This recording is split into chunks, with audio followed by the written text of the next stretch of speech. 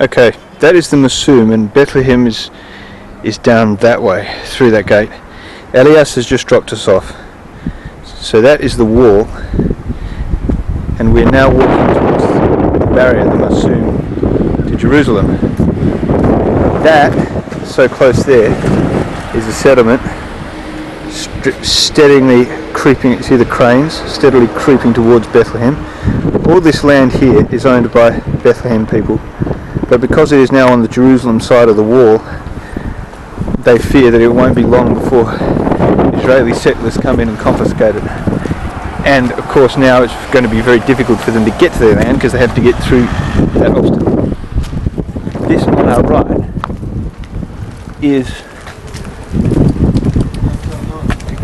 a newly built terminal which Israel hopes will be the future customs post of the barrier between Israel and Palestine. They're hoping to turn that wall into a national boundary, and this huge building that they've just finished building at the moment, which isn't being used yet, but this is what they hope will be the actual future international border terminal. Hence why it's so big.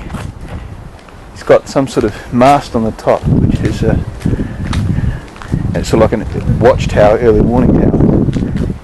It's got room for trucks to come through. The problem is that this is like 10 kilometres away from Jerusalem, so that it will permanently cut off Bethlehem from their schools and business centres in Jerusalem. This is the road towards Jerusalem here. You see the yellow number plates.